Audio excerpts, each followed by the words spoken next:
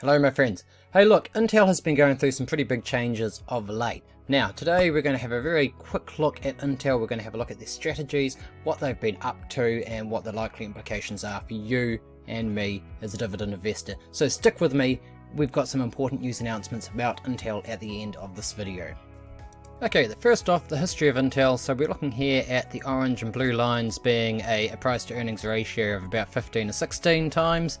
And as we can see, the earnings have been increasing pretty much continually. There's been a bit of a drop off here in the mid 2000s, but fairly strong growth up here until 2021. Now, as we can see, the black line prices tended to track this. There's been some pretty big and volatile swings at times, and they entered the 2000s at quite a high valuation here at 42 times. They're currently trading at about 16 times price to earnings multiples. Standard & Poor's credit rating of an A, so very strong credit rating, and a reasonable long-term debt to capital here of 26%. Now, as we can see also with the dividend at the bottom here, they have been increasing that dividend consistently, although the increases in the last several years approaching 2020 have been slower and smaller than we've seen in the past years. So there's some definite interest here for dividend focused investors. Now, in terms of that dividend, over time they have had very strong free cash flows. We can see here in green bars the free cash flow versus the dividends in purple, and the free cash flows have always very comfortably covered the dividends up until 2021 and 2022, and we're going to get into what's going on there in a few minutes. The operating cash flow has generally grown very strongly from about 2010 to 2020. They have been very focused on share buybacks, so reducing the shares outstanding to the benefit of shareholders. Sales revenue has been mostly trending up, which is important to see as well as we go on. The margins are an interesting one. So they've maintained fairly strong margins at a fairly consistent rate. They've been above this black line here, which is the sub-industry norm, so that's always positive to see. So they've been doing quite well in that respect. Now, the return on invested capital has been bouncing around quite a bit, but it seems to be a reasonably healthy 10 to 20% most of the time. Their return on equity has been quite volatile, but then again, so is that black line, the sub-industry norm as well. So they've been more or less around the norm most of the time. So all of this bodes well. It seems to be a good company, it seems to be well managed, and it seems to be able to pull its own weight in this competitive landscape. What's been going on with the company? Well, under the new CEO, they have been heavily focused on research and development, so ploughing money back into new products and new technologies that they can use to develop new markets and strengthen their leadership in these markets. Now, they've always been very heavily focused on R&D. Now, this is data here from a platform called Business Quant that allows you to break out some of what's going on inside the company. So I've got here a research and development cost as a percentage of revenue, and we can see quite a substantial increase here from about 2020, where it was about 15% of revenue, through to 2022 quarter 4, where it was approaching 1/3 of their revenue going into R&D. So a very, very heavy spend on R&D, and we can see here in 2021 and 2022 it has accelerated quite strongly, and I think that's going to be a trend that we will be seeing for a little while. Okay, now coming into the ticker terminal, I'm using this for a really strong data-driven approach here. So looking at some very detailed specific metrics, both with past numbers as well as the estimates from analysts for what's going on in the future. So we're here at the end of 2022, heading into 2023.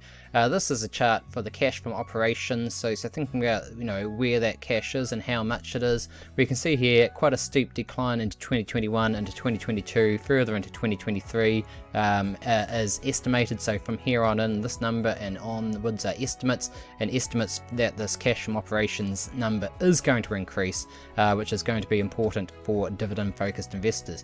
Now, what's really going on there?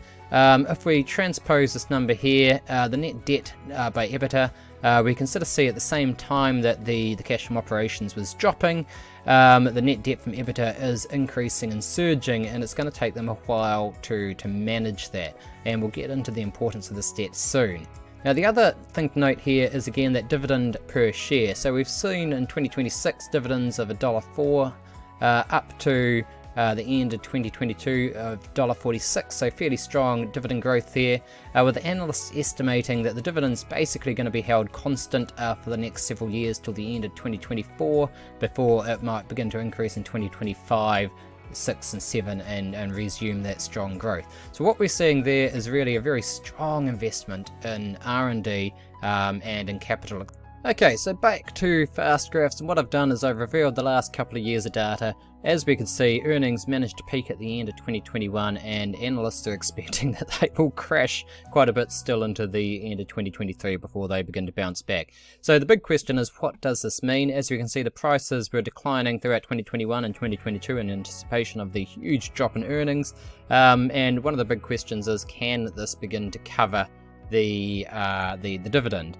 Now, from a basic level here, switching over to free cash flow to equity, or even operating cash flow, we can sort of see here the operating cash flow, it does still cover earnings, but obviously they're going to be under pressure for Intel now. So the big question is, what happens next, and are the dividends still important? So look, here we are on the earnings call transcript from the end of January. This was for the Q4 2022 results.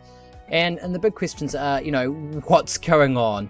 Obviously, free cash flows are challenged at Intel at the moment, and one of the big questions is the security of the dividend. And obviously, for Intel paying a growing dividend for such a long time, that is a really important question.